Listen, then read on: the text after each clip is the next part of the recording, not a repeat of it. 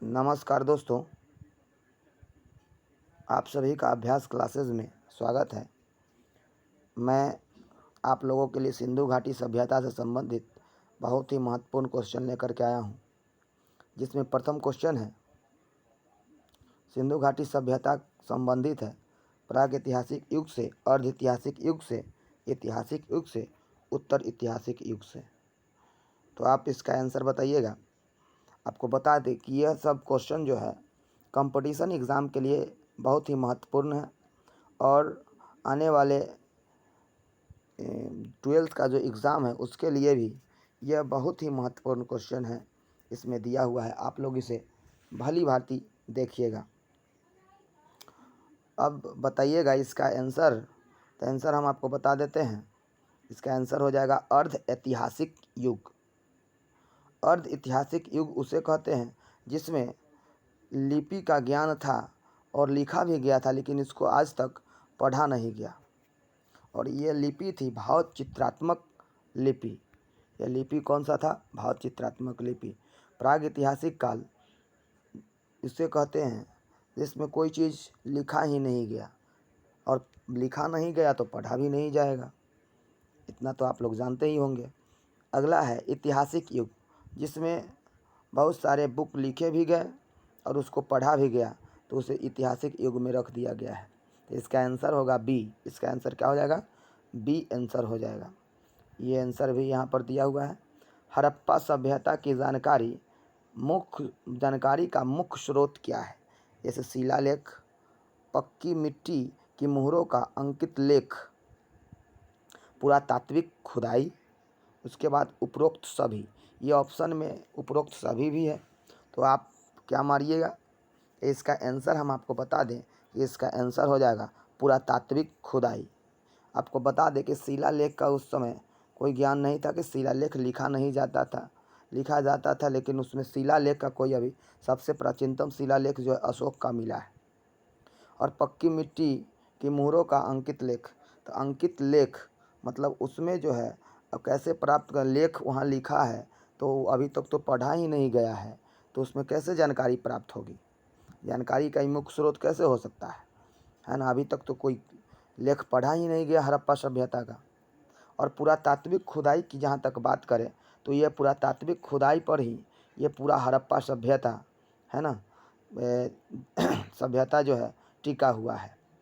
और इसी से पुरातात्विक खुदाई से ही हमको यहाँ पर हड़प्पा सभ्यता, जिसको हम सिंधु घाटी सभ्यता कहते हैं, उसकी जानकारी मिलती है। उपयुक्त सभी भी नहीं होगा। अगला है आंसर, देख लीजिए नीचे आंसर भी दिया हुआ है सी, पुरातात्विक खुदाई। हड़प्पा सभ्यता की खोज किस वर्ष हुई? हड़प्पा सभ्यता की खोज किस वर्ष हुई? हड़प्पा सभ्यता की खोज 1935 ऑप्शन में होगा, दूसरा ऑप्शन है 1942, तीसरा ऑप्शन 1901 और चौथा ऑप्शन है 1921। तो हड़प्पा सभ्यता की खोज की बात कर रहे हैं तो सबसे पहले हड़प्पा सभ्यता का खोज 1921 में किया गया था। ये जो है 1921 में किया गया था। दयाराम सहनी के बारे में आप जानते होइएगा। और उसके बाद 1921 के बाद 1922 में भी खोज हुआ था मोहनजोदड़ो का। 1922 में मोहनजोदड़ो का खोज हुआ था। ये जो हड़प्पा स्थल जो है वह रावी नदी के किनारे है, और वह सबसे प्रथम स्थल हड़प्पाकालीन है जो खोजा गया था दयाराम सहनी के द्वारा। और मोहनजोदड़ो जो है वो खोजा गया था राखालदास बनर्जी के द्वारा, है ना, 1922 में। इसमें से दो ऑप्शन जो है ए नंबर और बी नंबर, इसमें तो कोई चीज़ खोजा ही नहीं गया। और एक है 1991, इसमें आप याद रखिएगा कि 1991 में खोजा गया था धौलावीरा, जो गुजरात में अभी है धौलावीरा, है ना। आप लूनी नदी देखे होंगे, उसी के बगल में है भरूच, आप वहाँ है। चलिए, पहले सबसे पुराना बंदरगाह हुआ करता था पश्चिमी भारत का, वो था भरूच बंदरगाह। और पूर्वी भारत का अगर कहिएगा, पूर्वी तट का कहिएगा, ये पश्चिमी तट और पूर्वी तट। पूर्वी तट का ताम्रलिप्ति और पश्चिमी तट का हो जाएगा भरूच बंदरगाह। ये कभी कभी क्वेश्चन पूछता है। चलिए हम आगे चलते हैं। अब डी आंसर हो जाएगा। सिंधु घाटी सभ्यता को आर्य से पूर्व रखे जाने का महत्वपूर्ण कारण क्या है। मतलब सिंधु घाटी सभ्यता सबसे पहले तो खोज हुआ था आर्य सभ्यता का कि सबसे प्राचीन सभ्यता आर्य सभ्यता है, लेकिन बाद में जब पुरातात्विक खुदाई की गई 1921 में, तब जा कर के पता चला कि नहीं, सबसे प्राचीन सभ्यता जो है, कोई सभ्यता था, वो कौन था, तो हड़प्पा सभ्यता, जिसे सिंधु घाटी सभ्यता भी कहते हैं। सिंधु घाटी नदी के किनारे इस सभ्यता की खोज होने के कारण इसे सिंधु घाटी सभ्यता के नाम से भी जाना जाता है। और इसमें पुरातात्विक खुदाई हुई, और पुरातात्विक खुदाई होने के बाद यहाँ पर बहुत सारे पुरातत्व मिले, और मिलने के बाद वहाँ पर क्या हुआ कि ये एक सभ्यता को मान लिया गया रेडियो कार्बन विधि से जांच करके कि आर्य की जो सभ्यता है उससे भी प्राचीन सभ्यता सिंधु घाटी सभ्यता थी। अब देखिएगा, कहता है कि सिंधु घाटी सभ्यता को आर्य से पूर्व रखे जाने का महत्वपूर्ण कारण क्या था। तो महत्वपूर्ण कारण ऑप्शन है एक में लिपि नगर, यह लिपि नगर था। नगर नियोजन था इसमें। तांबा के खोज होने के कारण, तांबा इसमें मतलब तांबा का प्रयोग होता था इसलिए, और एगो मृद भाड़ के कारण। तो ये आपको हम बता दें कि मृद भाड़ वहाँ से मिला था मृद भाड़। तो वही मृद भाड़ का जब कार्बन 14 से उसको मतलब प्रयोग करके जब उसका समय निकाला गया, तो आर्य के समय से, आर्य सभ्यता जो 1500 से लेकर के 600 ईस्वी तक चला था, उससे भी पहले मतलब मान लिया गया। और कार्बन 14 से जो इसका डेट निकाला गया था, वह 2500 से लेकर के 1750 के बीच में निकाला गया था। और व्हीलर ने भी यह भी बताया था कि जो कार्बन 14 से जो निकाला गया है डेट सिंधु घाटी सभ्यता का 2500 से लेकर के और 1750 तक, वो व्हीलर ने भी इसको माना था और कहा था कि 2500 से 1750 के बीच, बीसी मतलब होता है ये ईसा मसीह के जन्म से 1750 साल पहले या 2500 साल पहले के बीच में ये सिंधु घाटी सभ्यता था। और उसके बाद में 1500 बीसी से लेकर के 600 बीसी के बीच में ये आर्य सभ्यता था, जिसको हम वैदिक सभ्यता के नाम से भी जानते हैं। तो इसका आंसर हो जाएगा मृद भाड़, है ना। कार्बन 14 का प्रयोग करके इसको क्या किया था कि इसके डेट को मालूम कर लिया गया था। चलिए अगला देखिएगा, सिंधु घाटी सभ्यता के निवासियों की सभ्यता को जानने का मूल स्रोत क्या था। सिंधु घाटी सभ्यता की निवासियों की सभ्यता को जानने का मूल स्रोत क्या था। मतलब सिंधु घाटी सभ्यता के निवासी थे, वो इस सभ्यता को जान गए। उसका मूल स्रोत जो, जैसे में मुहर का जहाँ तक बात है, मुहर हो गया ऑप्शन एक में। बी में है कि बर्तन, जेवर, हथियार और औजार।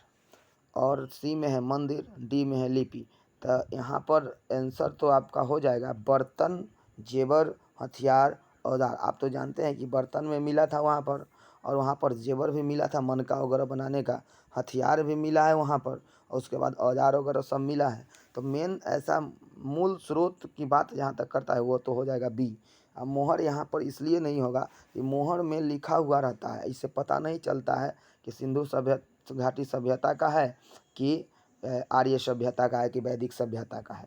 मंदिर की जहाँ तक बात है कि सिंधु घाटी सभ्यता में कहीं भी मंदिर का साक्ष्य नहीं मिला है। लिपि की जहाँ तक बात है, लिपि ऐसा था कि भाव चित्रात्मक लिपि वहाँ हुआ करता था, वहाँ पर लिखा गया था। लिपि तो था, लेकिन वहाँ पर वैसा लिपि मतलब लिखा गया लेकिन उसको पढ़ा आज तक नहीं गया।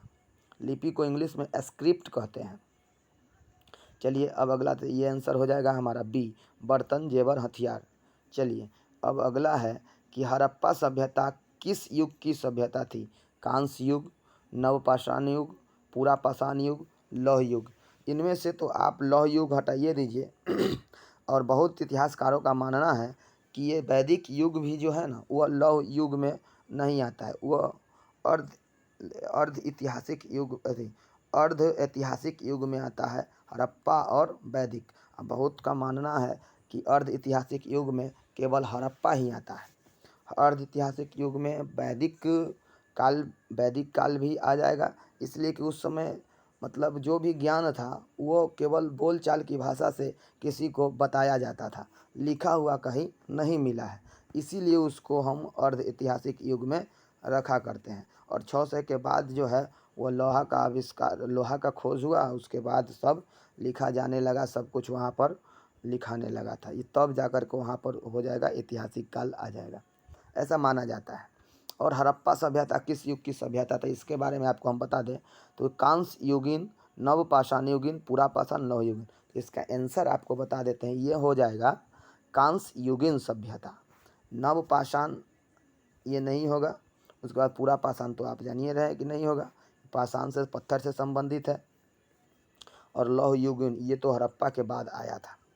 और वैदिक के बाद भी ऐसा माना जाता है, लेकिन कभी कभी अगर ऑप्शन है कि वैदिक युग किस युग, किस इसमें किसका प्रयोग ज़्यादा होता था, तो लौह युग युगीन सभ्यता है। वैदिक युग, लौह युगीन सभ्यता कहीं कहीं क्वेश्चन में आ जाता है। आप देख करके इसको चलिएगा, है ना।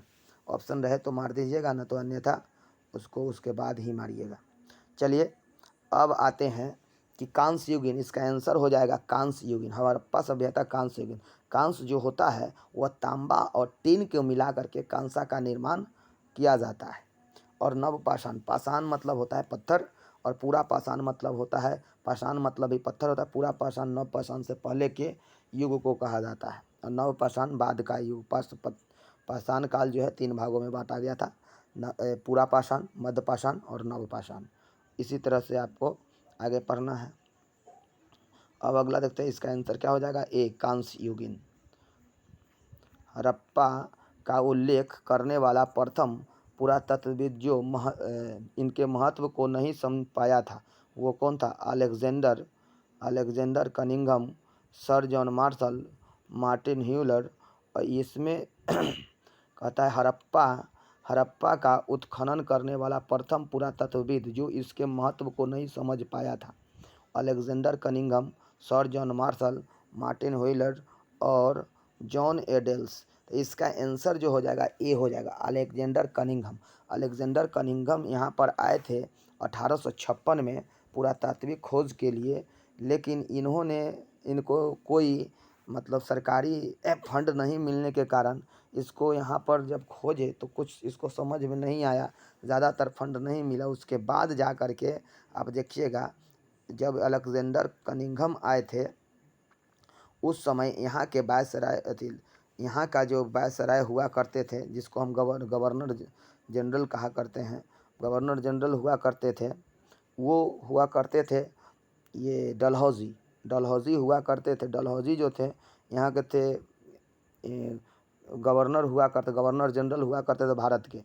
तब जाकर के ये आए थे तो उन्होंने डलहौजी इस पर कोई ध्यान नहीं दिया, और तब जाकर के ये अपने से अपना पैसा लगा करके कहाँ तक खोदाई करवाते, इसीलिए ये जो है छोड़ दिए, और ये महत्व नहीं दिए ज़्यादा, और ज़्यादा इनको भी उस समय समझ में नहीं आ रहा था। तब जाकर के कर्जन आया। कर्जन के समय जब कर्जन वायसराय बन करके आया तो वो अपने पुरातत्वविद था। तब जाकर के जॉन मार्शल को एक पुरातात्विक विभाग का क्या हेड बना दिया गया। जॉन मार्शल को यह पुरातात्विक विभाग का जो मुख्यालय था वह कोलकाता में था, और वहीं पर इनका हेड बना दिया गया। और उनके साथ 2 सहयोगी दे दिए गए, जिनका नाम है, एक का है दयाराम सहनी और दूसरा का नाम है रखालदास बनर्जी। दोनों मिल करके 1921 में और 1921 में हड़प्पा और 1922 में मोहनजोदड़ो की खोज कर डाली, और उसी समय से हड़प्पा सभ्यता की खोज हो गई थी। और व्हीलर जो है, इन्होंने बताया था कि ये जो है 2500 से 1750 के बीच में सिंधु घाटी सभ्यता का विकास हुआ था। ये भी यूपी पीसीएस में पूछा गया ये क्वेश्चन सब है। चलिए, तो इसका आंसर हो जाएगा अलेक्जेंडर कनिंघम। ये ज़्यादा ध्यान नहीं दिया था, इसलिए कि इसको फंड ही नहीं मिल रहा था। चलिए अब आते हैं आगे। अगला क्वेश्चन है, ए नंबर हो जाए, सिंधु घाटी सभ्यता निम्नलिखित में से किस सभ्यता के समकालीन थी। सिंधु घाटी सभ्यता किस सभ्यता के समकालीन थी। मिस्र की सभ्यता, मेसोपोटामिया की सभ्यता, चीन की सभ्यता, ग्रीक की सभ्यता। तो इसका आंसर जो हो जाएगा, मिस्र की सभ्यता में तो सिंधु घाटी सभ्यता थी। आप जानते हैं कि लोथल में भी इसका प्रमाण मिला है ना, यहाँ पर मम्मीज़ वगैरह मिली है, इसीलिए वहाँ पर तो आप जानते ही हैं। अगला देखिएगा, तो मिस्र से संबंधित है मम्मीज़, जो आप देखिएगा वहाँ पर। और मेसोपोटामिया भी जानते हैं कि मेसोपोटामिया जो है, सिंधु घाटी मेसोपोटामिया शब्द में ही मेलुहा शब्द जो है मेसोपोटामिया का शब्द है, जिसको सिंधु घाटी सभ्यता से संबंधित माना जाता है। चीन की सभ्यता जो हुआंगो की सभ्यता भी इसको कहते हैं, हुआंगो नदी के बीच में ये अवस्थित था, इसीलिए इसे चीन की सभ्यता या ये हुआंगो नदी की सभ्यता कहा जाता है। जैसे हम यहाँ हड़प्पा की सभ्यता या सिंधु घाटी की सभ्यता कैसे कैसे कहते हैं, उसी प्रकार से इसको कहता है। अब मेसोपोटामिया की सभ्यता को ही दजला एवं फरात की सभ्यता भी कहते हैं। इसको नील नदी की सभ्यता कहते हैं, मिस्र की सभ्यता, इसलिए कि वह नील नदी के जो घाटी था नील नदी का, उसी में यह सब सभ्यता पनपा था। लेकिन यहाँ ग्रीक सभ्यता, जिसको रोमन सभ्यता कहता है, यही आंसर होगा, है ना। ग्रीक सभ्यता ही आंसर आपका होगा कि ये जो है सिंधु घाटी सभ्यता सभ्यता के समकालीन नहीं था। ग्रीक सभ्यता आंसर हो जाएगा, डी हो जाएगा, ग्रीक सभ्यता आंसर हो जाएगा। जो ग्रीक जो है ना वह यूरोप में है, ये यहाँ पर सभ्यता ये नहीं पनपी थी उस समय। ये तीन गो सभ्यता, मिस्र, मेसोपोटामिया और चीन की सभ्यता जो है सिंधु घाटी सभ्यता के समकालीन है। आप ध्यान रखिएगा। आपको ये सब अगर समझ में आ रहा है तो लाइक शेयर और सब्सक्राइब ज़रूर कीजिएगा आप लोग, है ना। और थोड़ा सपोर्ट कीजिए आप लोग हमको, है ना। सिंधु घाटी सभ्यता के लिए मेसोपोटामियाई रिकॉर्डों को निम्नलिखित में से किस शब्द का प्रयोग किया गया था। चलिए, मेसोपोटामियाई रिकॉर्ड में मतलब मेसोपोटामिया में इसका किस शब्द के रूप में प्रयोग किया गया। सिंधु को क्या कहा गया है, हड़प्पा सभ्यता को? पिलियून, मेलुहा, मेगन, हेल्का। आपको तो हम पहले भी बता दिए हैं, अभी थोड़ा देर पहले। मेलुहा हो जाएगा। सिंधु घाटी सभ्यता को मेसोपोटामिया में मेलुहा के नाम से जाना जाता है, बी हो जाएगा आंसर। अब इसका देखिएगा, निम्नलिखित में से कौन हड़प्पा और मोहनजोदड़ो के उत्खनन से संबंधित नहीं थे। तो इनमें से हड़प्पा और मोहनजोदड़ो के उत्खनन से कौन संबंधित नहीं थे? इसका आंसर हमारा हो जाए B.A. स्मिथ। B.A. स्मिथ जो थे, M.A. बत्स जो थे ना, माधव स्वरूप बत्स, वो भी जो थे वो संबंधित थे, हड़प्पा सभ्यता में खोज किए थे। वो रंगपुर का खोज किए थे, माधव स्वरूप बत्स, है ना। ब्रजवासी लाल और माधव स्वरूप बत्स दोनों मिलकर के रंगपुर का खोज किए थे, है ना। अब उसके बाद यहाँ देखिएगा कि R.D. बनर्जी है, यह मोहनजोदड़ो का खोज किए थे। R.D. बनर्जी किसका खोज किए थे? मोहनजोदड़ो का खोज किए थे। यह आप याद रखिएगा, 1922 ईस्वी में वह मोहनजोदड़ो का खोज किए थे R.D.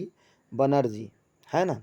उसके बाद आप देखिएगा इसका आंसर जो हो जाएगा हमारा B.A. स्मिथ, वह इससे संबंधित नहीं थे, B.A. स्मिथ, है ना। ये केवल दिए थे आपको, ये डेट बता दिए थे। B.A. स्मिथ जो है केवल डेट बताए थे कि 2500 से लेकर के और 1500 तक ये जो है सिंधु घाटी सभ्यता चला था, वो बताए थे। ये वो 1750 2500 से 1750 व्हीलर महोदय बताए थे। लेकिन B.A. स्मिथ जो है वह 2500 से लेकर के 1500 BC बताए थे, ईसा पूर्व बताया था। ये इनका सिंधु घाटी सभ्यता का काल बताया कि इसी समय में सिंधु घाटी सभ्यता के लोग वहाँ पर रहते थे। चलिए बुआ, इसका आंसर डी हो जाएगा। अब आते हैं, सिंधु घाटी सभ्यता के संदर्भ में कौन सा कथन सही नहीं है। तो इसमें से कथन हो जाएगा, कौन सा कथन सही नहीं है? तो सिंधु घाटी सभ्यता एक उच्च नगरीय सभ्यता थी। तो ये तो उच्च नगरीय सभ्यता थी, नगरीय सभ्यता थी, ये भी तो सही होना चाहिए, सही है। लोगों को लोहे की जानकारी नहीं थी, हाँ, यहाँ पर तो लोहे की जानकारी नहीं थी, तांबा एवं टीन की जानकारी थी, तो उससे कांसा बनाया करते थे। यहाँ यह कहना कठिन है कि लोग किस प्रजाति से संबंधित है, ये कहना कठिन नहीं है। ये जो है वहाँ पर तो आप जानते करते हैं कि वहाँ के लोग जो बहुत मतलब कि पूजा पाठ सब करते थे। तो इसका मतलब कि पूजा पाठ अगर कोई करता है तो वो तो मतलब ज्ञानी होगा, ऐसा बात तो नहीं था। चलिए भाई, तो ये भी जो है यह कहना कठिन नहीं है। कठिन है कि लोग किस प्रजाति से संबंधित थे, तो कठिन नहीं है, वो जानता था सब कुछ। प्रजाति भी इसका था, होमोसेपियंस वगैरह प्रजाति के ये थे। आते हैं बुआ आगे, देखिएगा, लोगों को कृषि के बारे में जानकारी नहीं थी। हाँ, यहाँ देखिएगा, लोगों को कृषि के बारे में जानकारी नहीं थी। तो कृषि यहाँ करते थे, गलती लिखा है, कृषि के यहाँ जानकारी थी। यहाँ पर लोग कृषि किया करते थे, खेती का भी साक्ष्य मिला है। आप कालीबंगन में देखिए, जुता हुआ खेत का साक्ष्य मिला है, ऐसा थोड़ा है कि नहीं मिला, यहाँ कृषि किया करते थे। अब देखिएगा, तो यही गलती हो जाएगा कि कृषि के साक्ष्य नहीं मिला है, लेकिन यहाँ पर कृषि का साक्ष्य मिला है ना। यहाँ देखिएगा बुआ आगे है कि यह इसका आंसर हो जाएगा डी नंबर। यही गलती आपको लग रहा था, यह देखिएगा ऑप्शन है चारों, आप देख लीजिएगा और ये क्वेश्चन है। आगे देखिएगा आप, निम्नलिखित में से कौन सा एक हड़प्पा स्थल नहीं है? चूल्होद्रो, कोटजीरी, सोहगौरा, एक है देसलपुर। तो इसका आंसर हो जाएगा सी, देसलपुर था सोहगौरा। सोहगौरा जो है ये नहीं होगा, ये सोहगौरा जो है ये सिंधु घाटी सभ्यता से संबंधित नहीं है, देसलपुर है। देसलपुर आप याद रखिएगा कि गुजरात में है।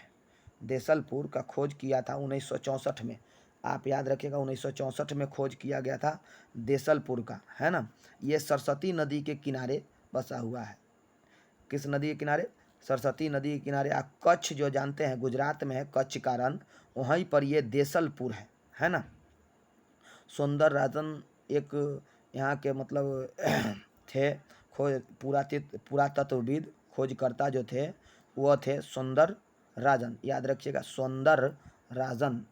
अब इस देसलपुर हो गया। अब कोटदीजी तो आप जानबे करते हैं वहाँ था, कोटदीजी है। उसके बाद उसके बाद देखिएगा चूल्होद्रो भी वहाँ पर है।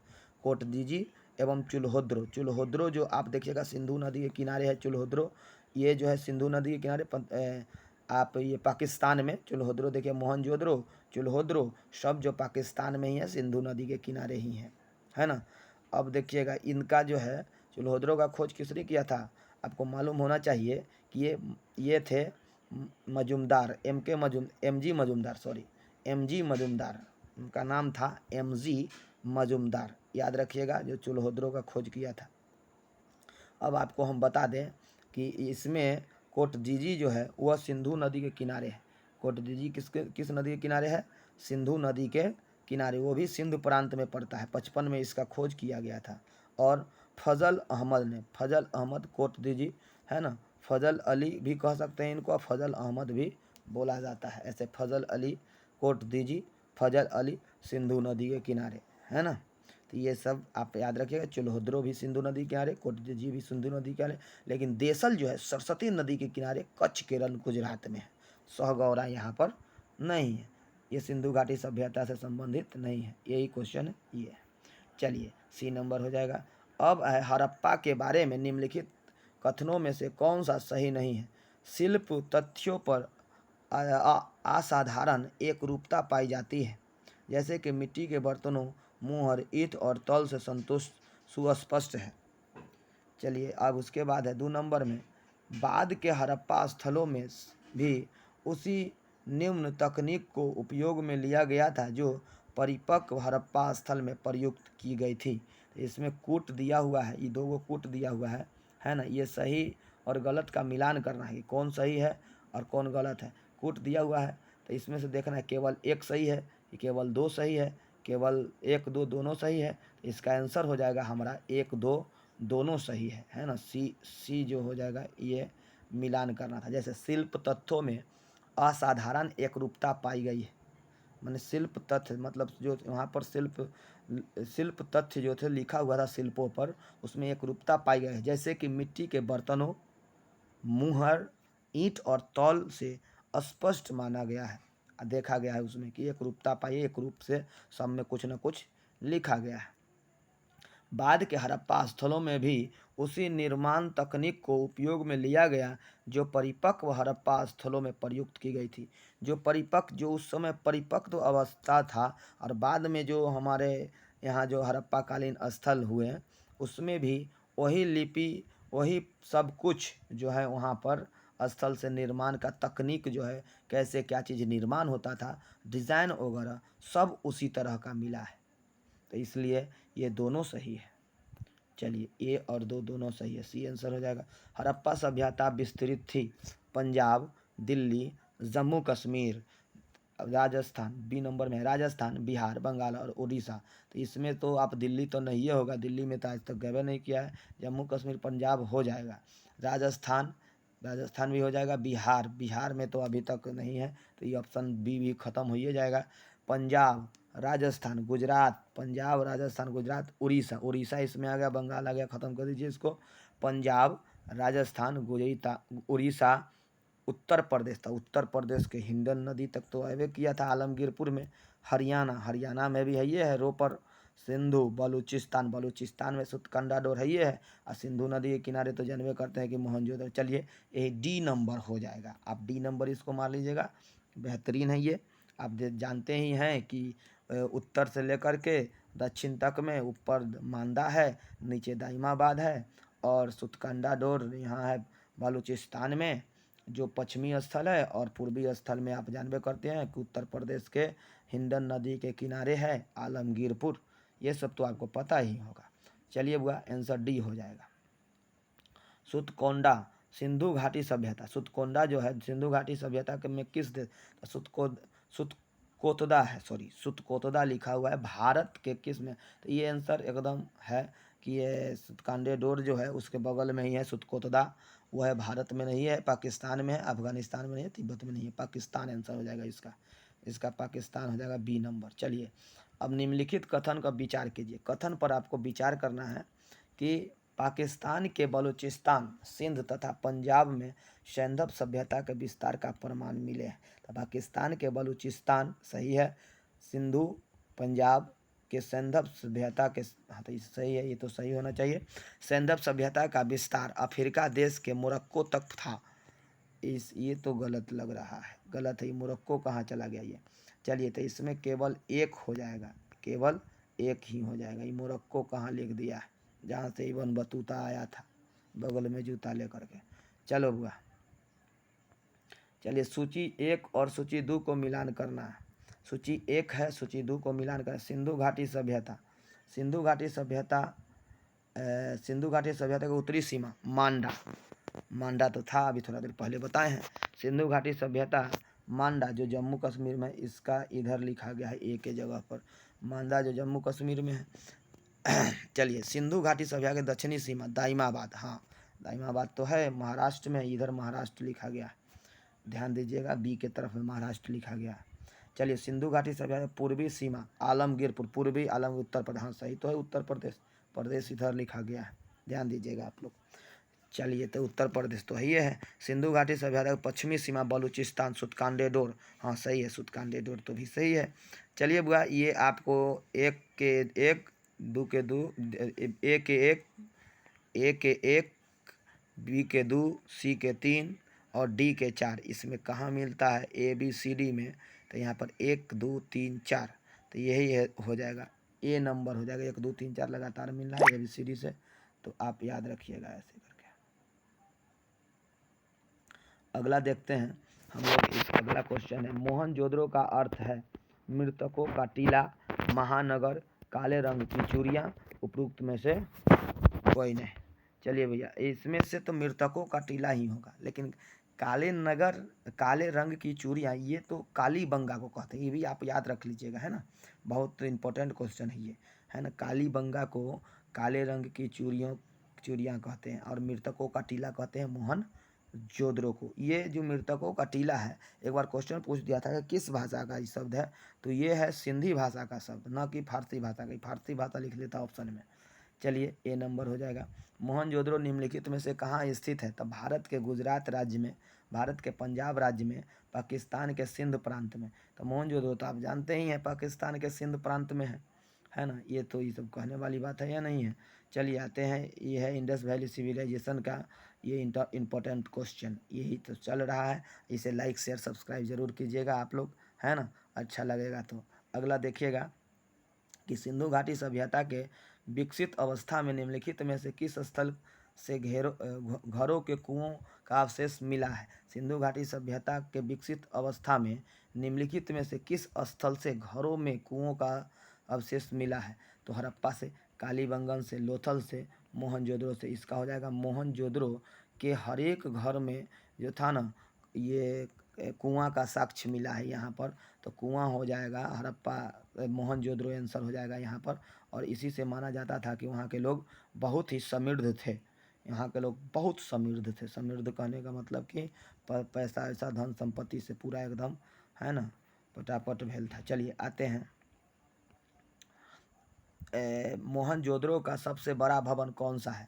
मोहनजोदड़ो का सबसे बड़ा भवन कौन सा है? तो इसमें हो जाए विशाल स्नानागार, अन्नागार, स्तंभ हॉल, 2 मंजिला, इसका हो जाएगा अन्नागार। यही क्वेश्चन पर डाउट था, इसको थोड़ा आप देख लीजिएगा। कहीं कहीं विशाल स्नानागार लिखता है कि सबसे, जैसे हम कहते हैं कि मोहनजोदड़ो जो है स्थल है, उसमें एगो स्नानागार भी है, एगो अन्नागार भी है। तो अन्नागार और स्नानागार में कौन बड़ा है, ये पूछ रहा है क्वेश्चन, कौन सा इसमें बड़ा है? तो इसमें हो जाएगा अन्नागार बड़ा है, यही क्वेश्चन पूछा हुआ था। इसी में सबको डाउट था, सब विशाल स्नानागार मार दिया, विशाल देख करके और विशाल मार दिया, लेकिन ऐसा बात नहीं था, अन्नागार बड़ा था। आप उसका जब अथी देखिएगा, लंबाई गुने चौड़ाई और ऊंचाई करके देखिएगा, तो उसमें आपको अन्नागार बड़ा लगेगा।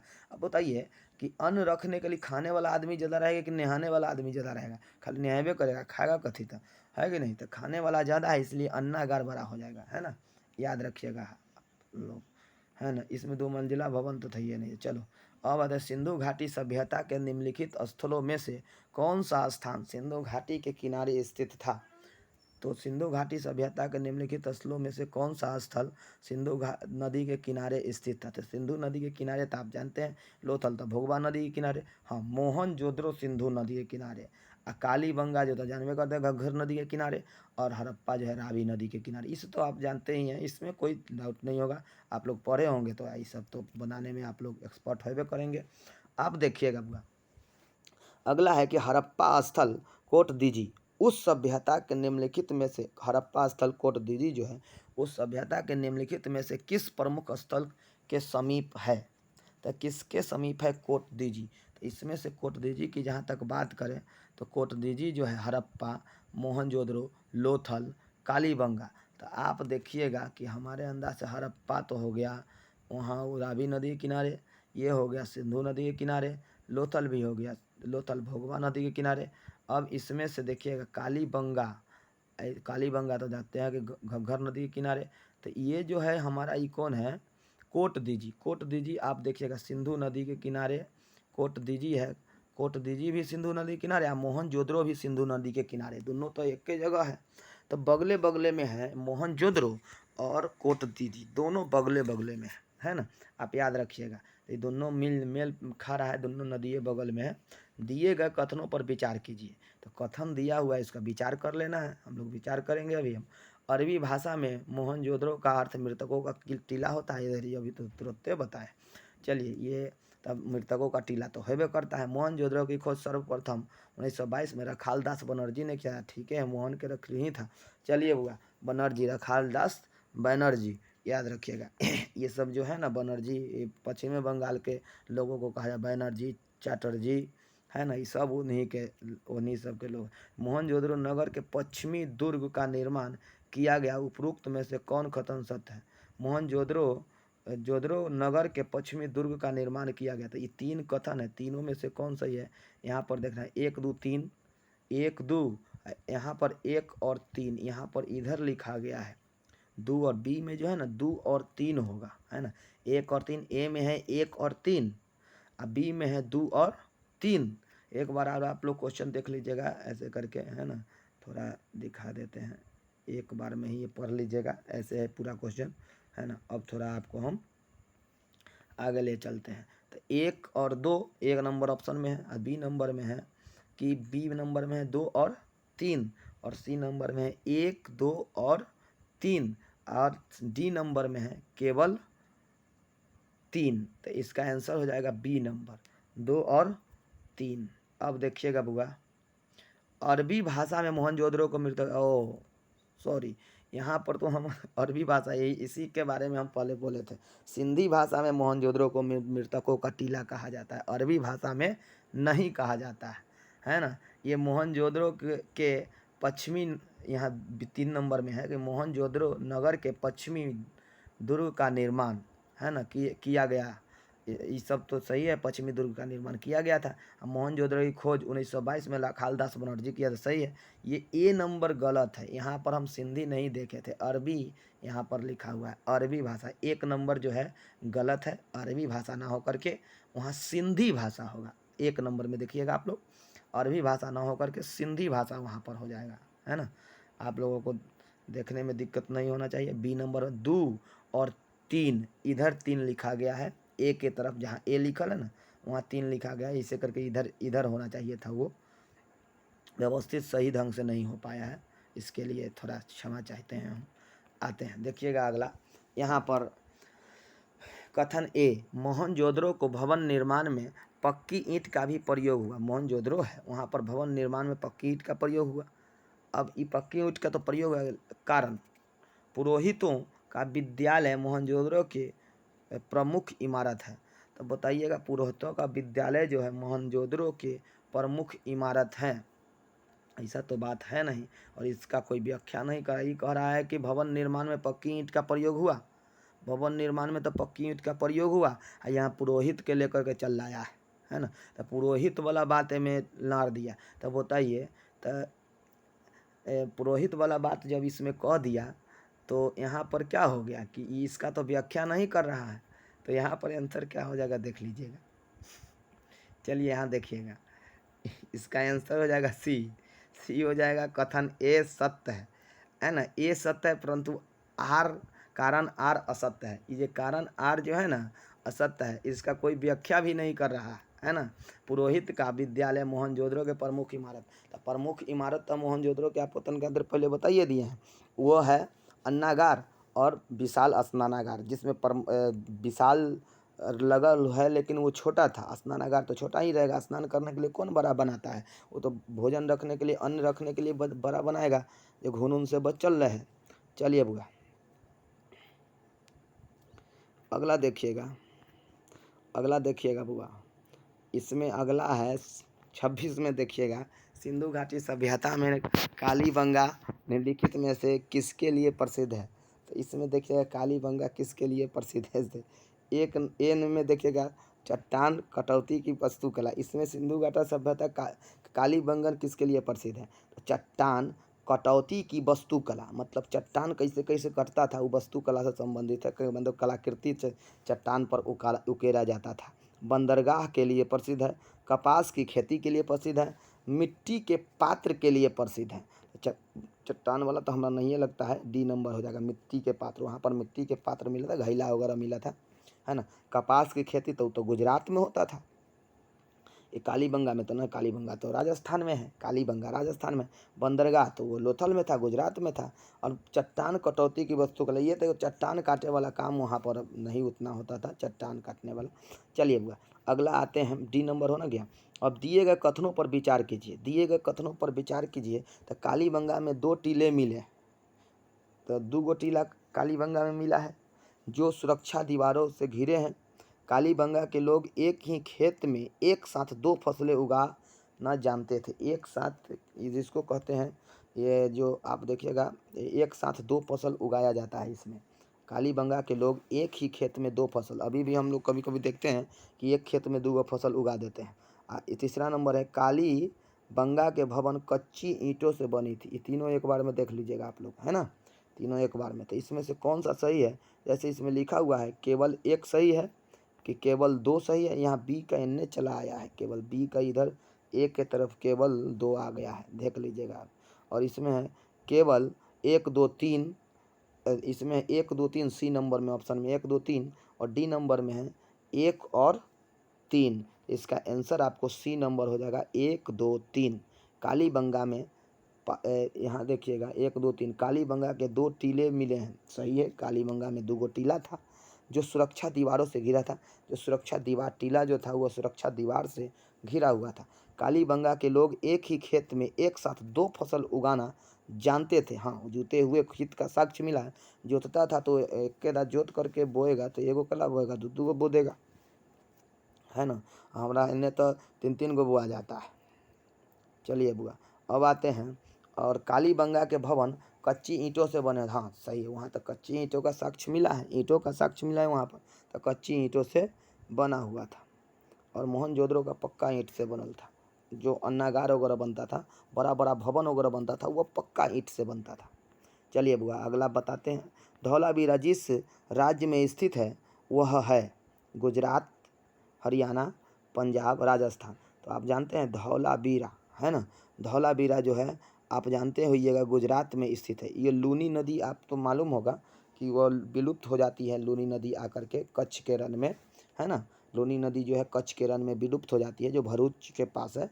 भरूच जो आप जानते ही हैं कि पश्चिमी तट का जो बंदरगाह है, सबसे प्राचीन बंदरगाह भरूच ही है। और सबसे प्राचीन बंदरगाह, उसके बाद देखिएगा ताम्रलिप्ति भी हुआ बंदरगाह है। दोनों आप पूछेगा, पूछता ही यहाँ। अब आते हैं बुआ यहाँ पर, अगला है तो ये आंसर हो जाएगा गुजरात, गुजरात आंसर हो जाएगा। अगला, हड़प्पा संस्कृति के संदर्भ में शैलकृत स्थापत्य प्रमाण कहाँ से मिले हैं? तो ये हो जाएगा कालीबंगा, धौलावीरा, कोटदीजी। तो इसका आंसर कोटदीजी, अमारी। इसका आंसर बी हो जाएगा धौलावीरा, याद रखिएगा। अगला है कि हड़प्पा काल में से कौन सा नगर 3 भागों में विभाजित था? तो कौन सा नगर 3 भागों में विभाजित था? लोथल, मोहनजोदड़ो। ए नंबर में लोथल, बी नंबर में मोहनजोदड़ो, सी नंबर में कालीबंगा, डी नंबर में धौलावीरा। आंसर हो जाएगा धौलावीरा। ये जो है 3 भागों में विभाजित था। मतलब जैसे 3 भाग कहने का मतलब कि ऊंचा वाला नगर, बीच वाला नगर और निचला नगर, ऐसे करके विभाजित था। और सब जो मोहनजोदड़ो में है कि ऊंचा नगर, नीचा नगर और बीच में जो था ना, वो सब धार्मिक कार्यों के लिए रखा जाता था वो स्थल को। लेकिन यह जो है धौलावीरा, यहाँ पर जो है 3 प्रकार का नगर दिखाई देते हैं। एगो ऊंचाई वाला, एगो बीच वाला, है ना, एगो ऊंचा, एगो मध्य और बीच, सॉरी ऊंचाई, मध्य और नीचा, है ना। ये 3 प्रकार के वहाँ पर नगर दिखाई दिए हैं, निचला नगर, ऐसा करके था। अब देखिएगा, आप थोड़ा समझ में आ गया, इसको थोड़ा अच्छा से समझ लीजिएगा। अब देखिएगा हुआ, डी नंबर हो जाएगा, निम्नलिखित में से कौन सा स्थल घग्गर एवं उनकी सहायक नदियों की घाटी में स्थित है? तो निम्नलिखित में से कौन सा स्थल घग्गर एवं उनके सहायक नदियों के घाटी के बीच स्थित है? जैसे आलमगीरपुर नहीं ये है, वो तो हिंडन नदी के, लोथल नहीं ये है, मोहनजोदड़ो, मोहनजोदड़ो यहाँ पर कहता है कि घग्गर एवं उनके सहायक नदी, घग्गर एवं उनके साथ आलमगीरपुर, लोथल, मोहनजोदड़ो एवं बनमाली। बनमाली स्थित है, बनमाली जो है हरियाणा में ही है। घग्गर नदी कहने का मतलब कि आपको प्राचीन नाम के बारे में आपको हम बताएंगे। घग्गर नदी जो है वो सरस्वती का ही प्राचीन नाम है, याद रखिएगा आप लोग। घग्गर नदी जिसको हम लोग कहते हैं वह सरस्वती का भी प्राचीन नाम है ना। सरस्वती नदी कहिए या घग्गर नदी कहिए, दोनों एक के होगा, ध्यान रखिएगा आप लोग, है ना। प्राचीन नाम में अगर हम पढ़ेंगे, वैदिक काल में यह प्राचीन नाम के बारे में पढ़ा जाता है, तो इसमें घग्गर नदी कहिए चाहे ये सरस्वती नदी कहिए। तो ये तो बनमाली सरस्वती नदी के तट पर हरियाणा में है, बनमाली। तो वहाँ पर तो हो जाएगा, इसका बनमाली आंसर हो जाएगा। चलिए बुआ, दिए गए कथनों पर विचार कीजिए। दिए गए कथन जो है उस पर विचार करना है। बनमाली से प्राक विकसित एवं उत्तर संदर्भ के साक्ष्य मिले हैं। प्राक इतिहास के साक्ष्य मिले हैं, काल के विकसित एवं उत्तर संदर्भ के भी साक्ष्य मिले। बनमाली से सभी मकानों के आगे चबूतरे बने बने उपयुक्त में से कौन सा कथन सही है? मतलब सबके आगे चबूतरा बनल था। तो केवल एक, केवल दो, एक दो, न तो एक और न ही दो। तो एक दो दोनों सही है, चबूतरा तो बनल था। बनमाली, है ना, बनमाली के अंदर बनमाली के सभी मकानों के आगे, अगला आगे जो था चबूतरा बनल था, जहाँ पर बैठ करके सब मीटिंग करते रहता था और बतियाते रहते। कभी कभी आप नहीं देखते हैं कि चबूतरा पर बैठ करके और सब जो है लोग सब बैठ करके जमा हो करके शाम में खूब बतियाएगा, है कि नहीं। तो उसी तरह से इसमें जो है ये बनमाली में भी सभी मकान के आगे चबूतरा बनल था, वहाँ खूब बैठ करके अपन गप लड़ाता था। अब देखिए बुआ, आज बहुत अच्छा बात भी करता रहा होगा। चलिए, बनमाली से प्राक विकसित एवं उत्तर संदर्भ के साक्ष्य मिले हैं, ये भी सही है। चलिए बुआ, ये भी सही है। और ये हो गया 32 नंबर क्वेश्चन तक हो गया। 33 में आइए, बनमाली में कई मकानों से अग्निवेदियाँ मिली हैं। बनमाली से कई मकानों में अग्निवेदियाँ मिली हैं। बनमाली के मंदिर में अग्नि की पूजा की जाती थी। तो यहाँ तो मंदिर का साक्ष्य नहीं था। यहाँ पर देखिएगा, कारण ए और इसका आंसर जो हो जाएगा हमारा सी हो जाएगा। कथन ए सत्य है परंतु कारण आर असत्य है। ये मंदिर का साक्ष्य नहीं है मिला है, तो ये तो खत्म हो जाएगा कि सिंधु घाटी सभ्यता से कहीं मंदिर का साक्ष्य मिलबे नहीं किया है, और उनमें पूजा कैसे होगा आग जला करके। लेकिन बनमाली में कई मकानों से अग्नि वेदियाँ मिली है। तो मकान में अंदर जो है एक कुंड बना करके वहाँ हवन किया जाता था, अग्नि कुंड बनाया जाता था, हवन कुंड जिसको हम कहते हैं। चलिए हवन कुंड। चलिए आते हैं, ये हो जाएगा आंसर। कथन ए सत्य है परंतु कथन आर असत्य है। तो ये तो सही है, ये दोनों को आप देख लीजिएगा, है ना, ये दोनों देख लीजिएगा। अगला देखिएगा, निम्नलिखित में से कौन सा स्थल सिंधु घाटी सभ्यता से संबंधित नहीं है? तो निम्नलिखित में से सिंधु घाटी सभ्यता से कालीबंगा, बी में रोपर, सी में पाटलिपुत्रा। पाटलिपुत्रा भी नहीं है, चलो लोथल है ये, चलो आंसर पाटलिपुत्रा हो जाएगा। चलिए ये देखिएगा 35 में रोपर से संस्कृति के 6 चरण मिले हैं। रोपर से संस्कृति के 6 चरण मिले हैं। कारण जो है आर, यहाँ रीजन देख लीजिएगा। इसका आधुनिक नाम रूपनगर था। रोपर का आधुनिक नाम क्या था? रूपनगर, ऐसा माना जाता है। हाँ, तो ये तो सही होना चाहिए, रूपनगर था आधुनिक नाम। तो ये देखिएगा, रोपर से संस्कृति के 6 चरण मिले हैं, इनका आधुनिक नाम रूपनगर था। तो इसमें ऑप्शन है ए, कथन ए तथा कारण दोनों सत्य हैं, आर ए का व्याख्या करता है। चलिए ये है ए तथा आर दोनों असत्य है, ये आर व्याख्या नहीं करता। ए सत्य है कारण परंतु आर असत्य है। कारण ए सत्य है परंतु कथन ए असत्य है। आंसर बी हो जाएगा। कथन ए तथा कारण आर दोनों सत्य है, ये तो सत्य कहा, परंतु आर जो है ए का व्याख्या नहीं करता है। आर ए का व्याख्या नहीं करता। रोपर से संस्कृति के 6 चरण मिले हैं। 6 चरण मिले हैं, कौन कौन कैसे कैसे मिला है इसके बारे में नीचे कारण में कहना चाहिए था, लेकिन वो कहा नहीं कहा। तो इसका मतलब क्या हुआ कि ये जो है ये कारण असत्य हो गया। कारण जो है यहाँ पर, सॉरी, कारण यहाँ पर सत्य है, लेकिन यह व्याख्या नहीं कर रहा है। कारण जो है वो सत्य है कि इसका आधुनिक नाम रूपनगर था। किसका आधुनिक नाम? रोपर का आधुनिक नाम रूपनगर था, लेकिन इसके संस्कृति का व्याख्या कहाँ किया ये, इसीलिए व्याख्या नहीं करता है। तो ए और आर दोनों सही है। ए और आर, बी नंबर में देखिएगा, ए और आर, ई बी नंबर में ए और आर दोनों सत्य है, परंतु आर ए की व्याख्या नहीं करता है। समझ में बात आ गई होगी, और फिर आगे बताएंगे। चलिए 36 में, हड़प्पा के काल का तांबे का रथ किस स्थान से प्राप्त हुआ है? कुणाल, राखी गढ़ी, दाइमाबाद, बनमाली। आंसर हो जाएगा दाइमाबाद से। बहुत भी आई है, हड़प्पा के यहाँ जो मिला है, हड़प्पा में जो दाइमाबाद है वहाँ से मिला है। हड़प्पा कालीन तांबे का रथ मिला है ना। आप देखिएगा सी नंबर है, दाइमाबाद से, महाराष्ट्र में है दाइमाबाद। आप देखिएगा, हड़प्पा संस्कृति के स्थल एवं उनकी स्थितियां संबंधी निम्नलिखित युग्मों में से कौन से एक सही सुमेलित नहीं है? यहाँ पर देखिएगा, आलमगीरपुर उत्तर प्रदेश सही है, बनमाली हरियाणा सही है, दाइमाबाद महाराष्ट्र सही है, राखी गढ़ी राजस्थान। यहाँ पर देखिएगा कौन से इसमें सही नहीं है।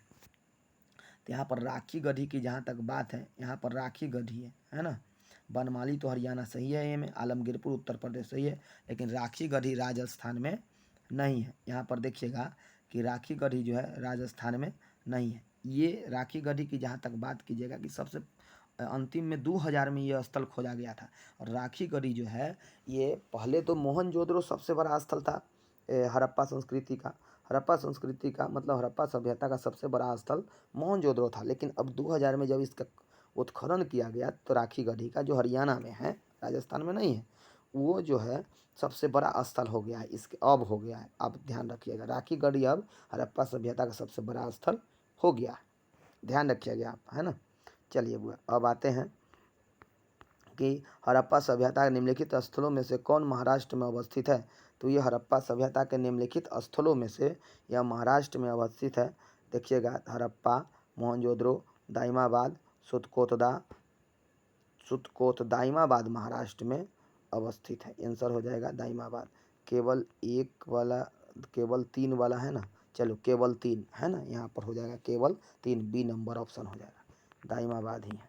अब है, लोथल किस नदी के किनारे अवस्थित है ना। सब क्वेश्चन जो है प्रीवियस ईयर का है। आपको अच्छा लग रहा होगा तो शेयर, लाइक, सब्सक्राइब जरूर से ज़रूर कीजिएगा, है ना। आप लोग थोड़ा सपोर्ट कीजिए हमको, है ना। अभी चलिए, लोथल किस नदी के किनारे अवस्थित था? ये जो है रावी नदी भोगवा नदी भोगवा होगा, ये तो जानबे करता है। जो लोथ बैठल रहेगा वो भोगबे करेगा, है कि नहीं। इसीलिए आपको सुबह उठ करके व्यायाम करना चाहिए, दौड़ना चाहिए, ये सब करना चाहिए, है ना। लोथ नहीं बैठिएगा, नहीं तो आप भोगने लगिएगा। चलिए अब पढ़ना लिखना भी आगे जारी रखिएगा, बैठिएगा नहीं। चलिए बुआ, ये नर्मदा नदी हो गया, तो ये सब तो आंसर हो जाएगा। भोगवा नदी, सॉरी भोगवा नदी हो जाएगा, है ना। आप इसे तो जानबे करते हैं। अगला देखिएगा, किस हड़प्पाई स्थल से फारस की मुद्रा मिली है। लोथल से बनारबली से बालाकोट से रंगपुर से। आंसर हो जाएगा यहाँ पर लोथल से फारस की मुद्रा मिली है, इसीलिए इसे माना जाता है कि फारस से भी संबंध था हड़प्पा सभ्यता का। चलिए, निम्न में से कौन सा सिंधु घाटी सभ्यता का एक बंदरगाह शहर माना जाता है। लोथल ही होगा, आंसर लोथल ही है, बंदरगाह शहर है, ये बंदरगाह के किनारे है ना। बंदरगाह को गोदीबारा भी कहते हैं। आंसर एक बार पूछे हुए था कि गोदीबारा कहाँ पर स्थित है ना। सिंधु घाटी स्थल का गोदीबारा कहाँ पर स्थित है। तो आदमी गोदीबारा समझ करके कुछ मारवे नहीं गया, जो जानता था वो मार दिया। गोदीबारा मतलब होता है बंदरगाह, और लोथल आंसर हो जाएगा। चलिए, निम्नलिखित में से कौन सा लोथल से प्राप्त नहीं हुआ है। निम्नलिखित में से कौन सा लोथल से प्राप्त नहीं हुआ। घोड़े के लहू मृद मूर्ति, 3 युगल समाधियाँ, अलंकृत ईंटों का प्रयोग, अन्नागार। तो कहता है निम्नलिखित कौन लोथल से प्राप्त नहीं है। घोड़ा के लहू मृद मूर्तियाँ, 3 युगल समाधियाँ, अलंकृत ईंटों का प्रयोग, अन्नागार।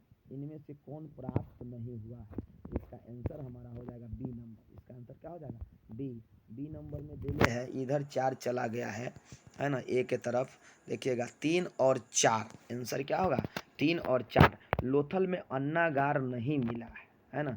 अलंकृत ईंटों का प्रयोग नहीं। अलंकृत ईंट जो है वह कालीबंगन से मिला है। अलंकृत जो है ईंट है एकदम डिजाइनगर ईंट सब जो कालीबंगन से मिला है।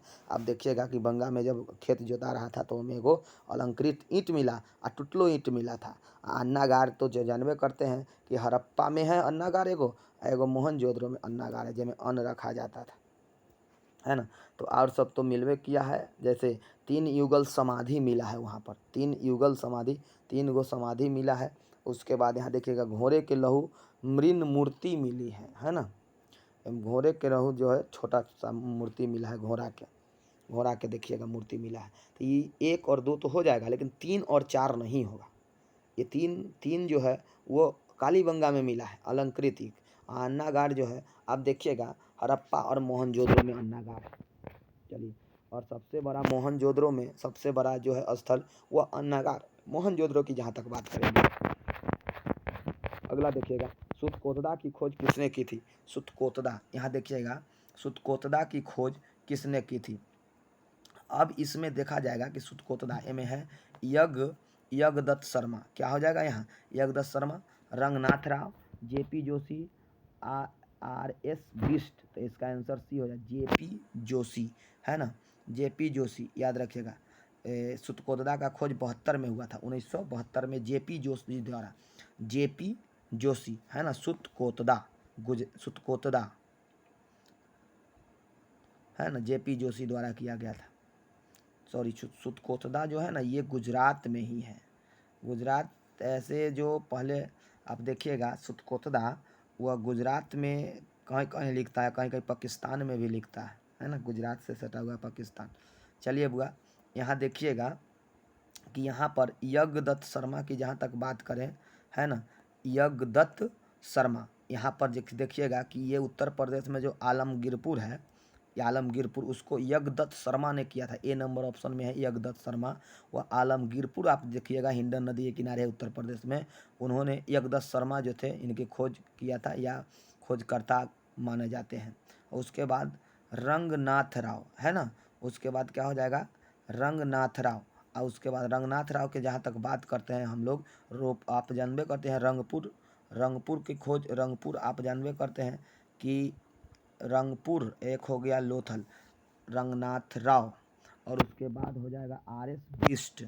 आर.एस. क्या हो जाएगा बिष्ट हो जाएगा। तो ये सब जो है बहुत अच्छे मतलब खोज करता थे।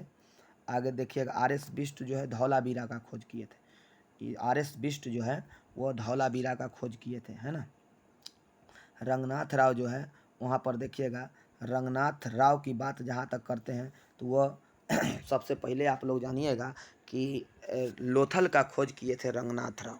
लोथल लोथल भोगवा नदी के किनारे है, भोगवा नदी के किनारे है लोथल। वो जो है रंगनाथ राव लोथल का खोज किए थे। रंगनाथ राव लोथल, है ना, याद रखिएगा।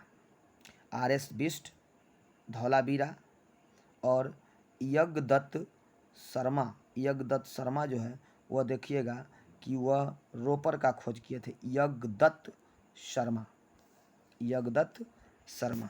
चलिए अब अगला है, अगला यहाँ पर देखिएगा कि JP जोशी जो है सुतकोतदा का खोज किया था। JP जोशी, C नंबर हो जाएगा। किस स्थल के एक कब्रिस्तान से कलश का समाधान मिला है? रोजदी, सुतकोतदा, सुरकोतगई और आलमगीरपुर। तो आंसर हो जाएगा सुतकोतदा से। यह जो है ना कब्रिस्तान के साथ कलश मिला है। चलिए आते हैं, सुमेलित करना है। हड़प्पा जो है उसका खोज किया कौन किया था? यहाँ पर दयाराम साहनी। 1 के 3 हो जाएगा, A का 3, B का हो जाएगा रखालदास बनर्जी, मोहनजोदड़ो का रखालदास बनर्जी। चुल्होद्रो, यहाँ पर लिखा हुआ है कि चुल्होद्रो का खोज किया था गोपाल मजुमदार। चुल्होद्रो का खोज कौन किया था? गोपाल मजुमदार। यहाँ थल लिखा हुआ है, यहाँ लोथल होगा बुआ, लोथल होगा, है ना, रंगनाथ राव, है ना। लोथल जो होगा रंगनाथ राव हो जाएगा, है ना, याद रखिएगा। लोथल कौन हो जाएगा? रंगनाथ राव। लो लिख दीजिएगा यहाँ पर, ध्यान रखिएगा। तो ये सब तो जानिएगा हैं। तो यहाँ पर ऑप्शन में यहाँ लिखा है एक का हो जाएगा हमारा 3, 1 का 3, 2 का, B का हो जाएगा हमारा 2 कहिए, या B का हो जाएगा 1, A का 3, B का 1 और C का यहाँ पर हो जाएगा 4। तो यहाँ पर 1 का 3, तो 1 का 3, B का 1 और C का 4 और 2, A नंबर ऑप्शन हो जाएगा। चलिए सूची 1 में 46 में मिलाना है, यह मिलान करना है। सूची को ऐसे सुमिलित कीजिए, सूची में इसमें दिया गया है और सही उत्तर को चयन कीजिए। तो यहाँ पर सही उत्तर का चयन करना है। यहाँ पर मांडा जो है, ये मांडा कहाँ पर है? जम्मू कश्मीर में है। दाइमाबाद जो है महाराष्ट्र में है। कालीबंगन जो है वह कालीबंगन राजस्थान में है और राखीगढ़ी जो है वह हरियाणा में है। आप देख लीजिएगा यहाँ पर मांडा, ये सब ऑप्शन में कौन सा है? यहाँ पर देख लीजिएगा, ये 4 गो ऑप्शन है ना। तो ये C हो जाएगा ऑप्शन 3, 4, 1, 2, याद रखिएगा। चलिए सूची 1 से मिलान करना है। इसमें हड़प्पा जो है, हड़प्पा की खोज किसने किया था? खोज है ना, खोज के बारे में ये जो है देखिएगा। हड़प्पा जो है यहाँ पर चारों तो ऑप्शन दिखाई नहीं दे रहा है, तो यहाँ पर आपको हम बता दें कि हड़प्पा जो है यहाँ पर ऑप्शन 4 वो नहीं है।